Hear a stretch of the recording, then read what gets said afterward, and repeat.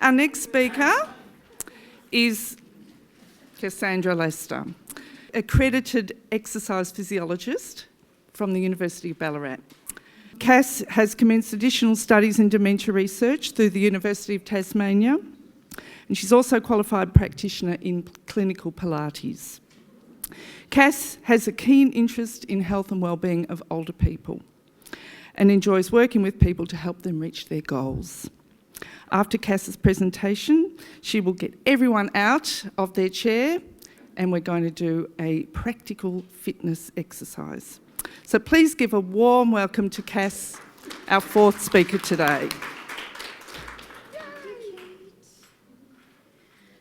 Okay, I'm a bit smaller than most.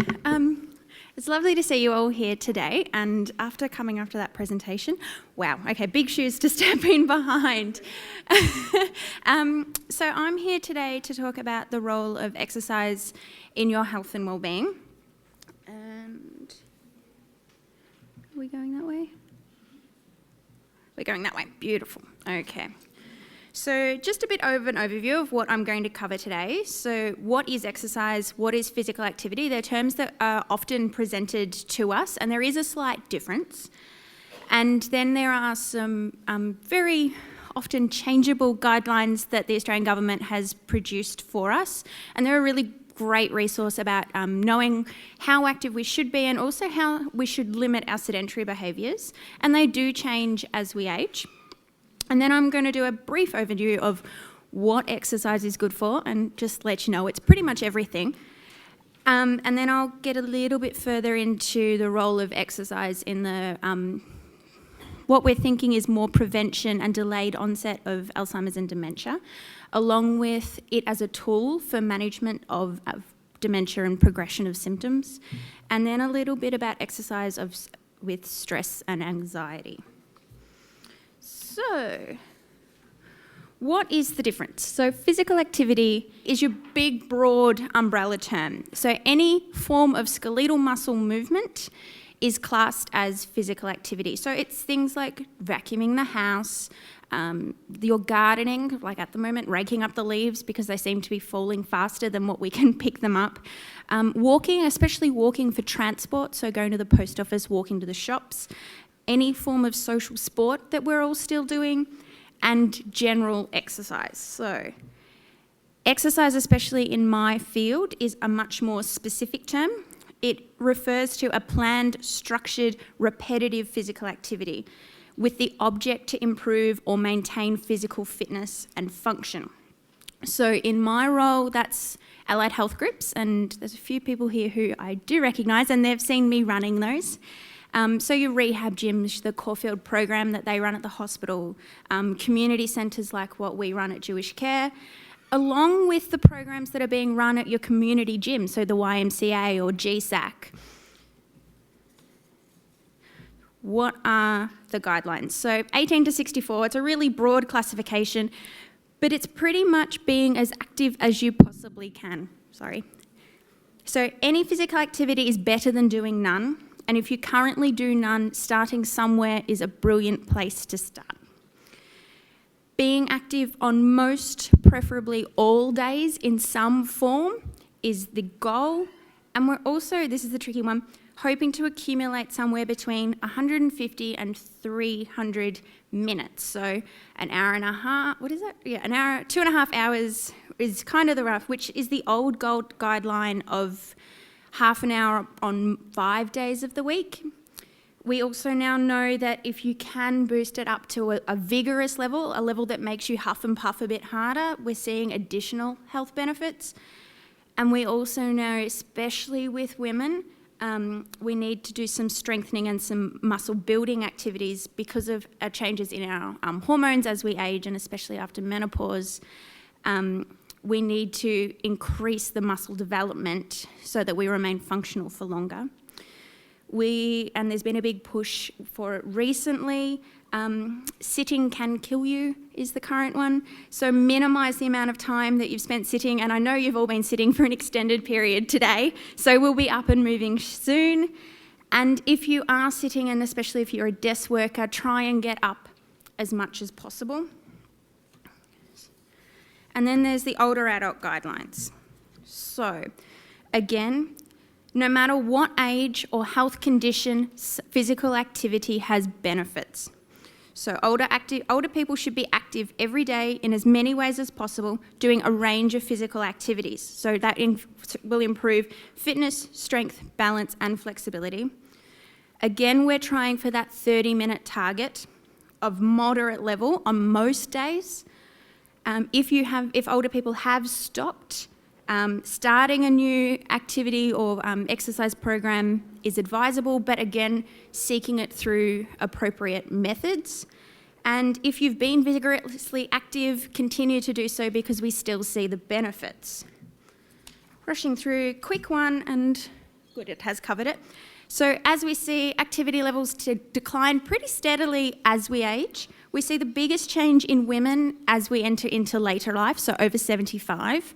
We actually see the biggest change in men as they leave their youth, so once they leave that community sporting background behind and move into full-time work. The better one is seeing how we... Oh, it's not there. How did that happen? Okay, what I'm trying to say is that we know vigorous activity also declines, but what remains is people walking, and we now believe that that's a result of a social connection because people tend to walk in groups with others, which means it remains because you go, okay, I'm going to be active and I'm going to chat and catch up and use my time for both. And it's accessible. There is a footpath out the front of everybody's house. So it is something that people go, I can go, I'm more than happy to walk to the shops. Okay. So, we now know pretty solidly, and most people would have known this already, being physically active reduces our rate of coronary heart disease and stroke, and we're now seeing that at up to 35% reduce of risk. And we also see higher survival rates after your first cardiac arrest and higher levels of return to function. Reduced rates of diabetes, so type 2 diabetes, which is your diet and lifestyle related. Certain cancers, especially colon and breast cancer, we're seeing a reduced death rate of early deaths, so reduced morbidity and mortality, so 30%. Metabolic syndrome, that's a combination of obesity, diabetes, and a few things, so surprise, surprise. We see a reduced rate of Alzheimer's disease in people who've been active for their lifetime. And we also see a reduction in fall-related injury.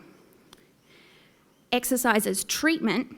So exercise aids in the management of obesity, blood pressure, cholesterol, arthritis, depression, multiple sclerosis, and Parkinson's disease through a range of mechanisms, but overall, exercise is good for you. I don't know what's going on there. That one's come up.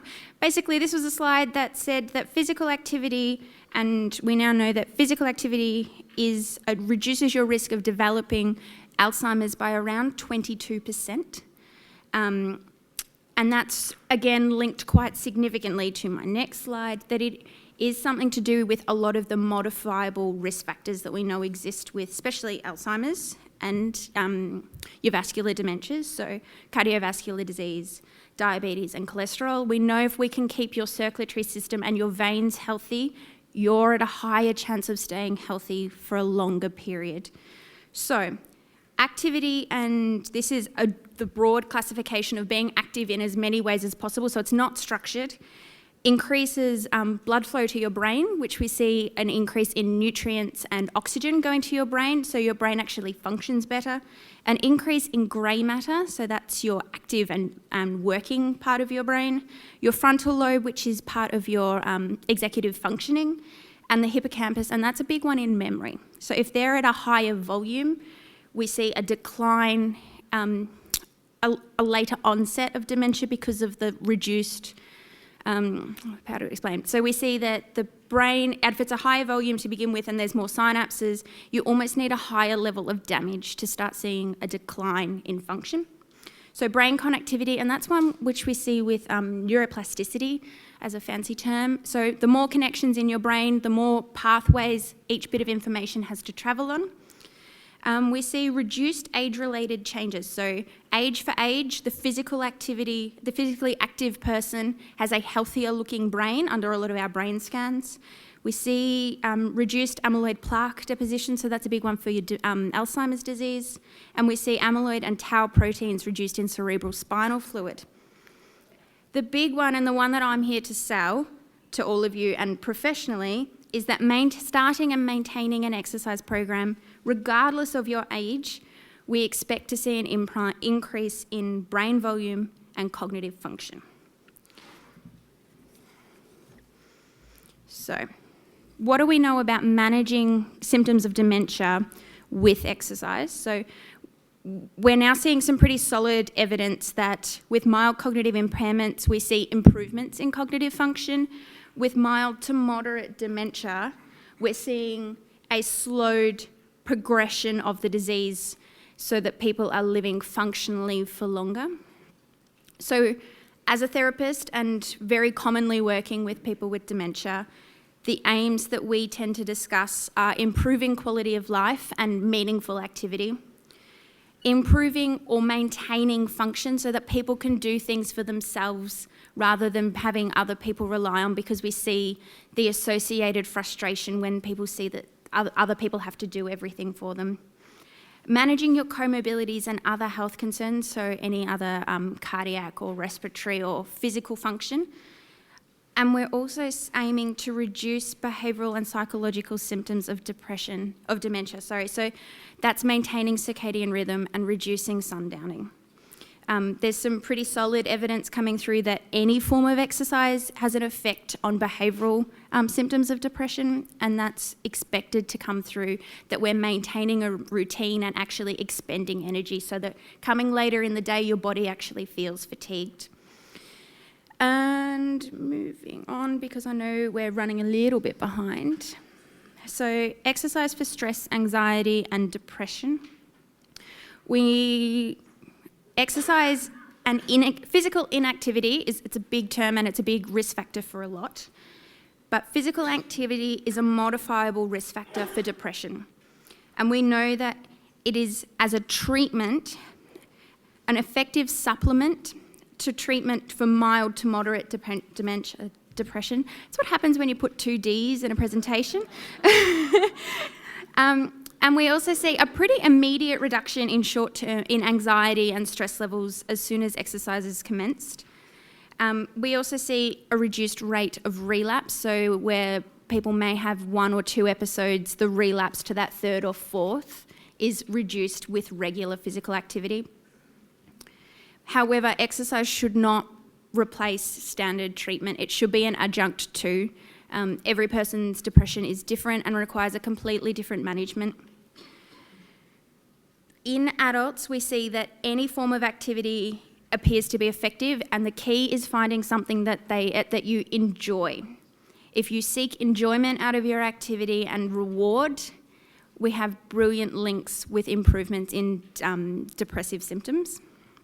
With older adults, and we're not entirely sure why, but we see better results in planned, structured, almost day therapy programs, and whether or not that's a social interaction that tends to link in with those programs where an entire group of people form a bond, and that links into depressive symptoms. Also the feeling of learning a new skill that comes through those programs.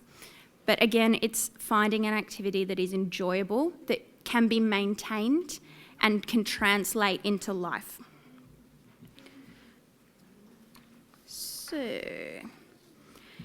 why does exercise have a benefit with depression? So, we believe that there's a distraction. So while you're active and participating in a program, there's a distraction from negative and dysfunctional thoughts that tend to loop around in a depressive state.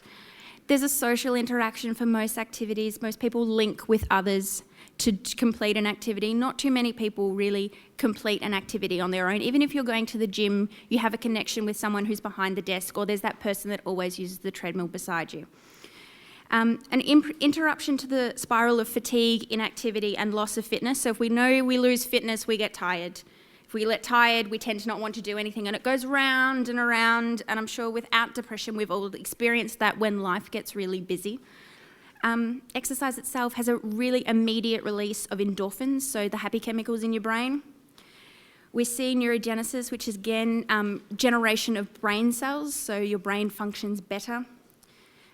We see cardiovascular and muscular effects, so your body calms itself through exercise. Improved sleep quality. We know when we don't sleep well, we're more likely to stress and anxiety. Improved, and I love this note, improved social feedback through peers. If you're doing something healthy and active, society tends to say, well done. And that feels really lovely, and especially for someone who feels that they've gone through a spiral of depression, having people say you've done something really well really helps. You see an improved self-image, and an interesting just physiological benefit is that an increased heart rate through exercise, your body then almost reduces the stress that comes through if you have an increased heart rate through anxiety, because it knows the feeling. So there was a lovely photo on this. I don't know why none of my photos have come across, but a lovely photo of my Nordic walking poles, and it's a big part of why I took up Nordic walking. We know that exercising outdoors in a green environment has additional benefits for mental health. So we see when exercising outdoors in parks an increase in feelings of revitalisation and positive engagement, improved self-esteem and reduced negative mood. The best bit is that we tend to see them very early on. A 5-minute bout of exercise outdoors reduces your levels of stress and anxiety, and we see pretty much immediate psychological health benefits. So, and I had here, I'm glad I didn't rely just on images like I was planning to. It's a study that basically showed that after a 20-minute walk compared to people who didn't do any exercise, it was a level of brain functioning, it was a scan. And we see that after 20 minutes, and it's only 20 minutes of activity, that higher levels, like significantly higher levels of brain activation occur. And this is significant not only with depression, but also with Alzheimer's and dementia, that if your brain is functioning and active and alert, you see a translation into higher functioning. Well done, everybody, and thank you for listening.